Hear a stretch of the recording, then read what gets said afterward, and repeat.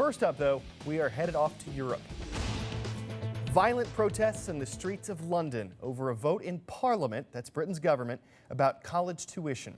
The UK has a limit on how much universities can charge students. This vote raised that limit nearly $10,000. It was around $4,700 originally. Now the limit is around $14,000. People who support this plan say the country needs to cut its deficit. But the protesters argue that the increase will price some people out of a college education. Dan Rivers was in London yesterday when the protests turned violent. He has more on this situation. It's going to result in a trebling of student tuition fees, something that in the US perhaps people are more used to, but here there is just no culture of leaving university with $50,000, $60,000, $70,000 worth of debt.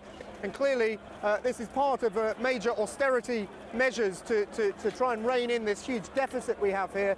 But this is the result of it, is bitter anger and violence on the streets, with the police struggling at times really to contain this crowd. This will impact students who, not those who are currently at university, but those who will go to university.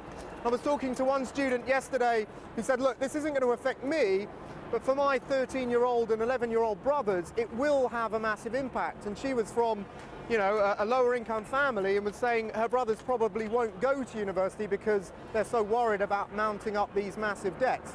Now the government says, well, if you go to university, you're going to get a better job and you'll only have to pay this money back when you're earning over about $35,000, and therefore this is a fair way of doing this. There are various safeguards to help lower income students get into the system.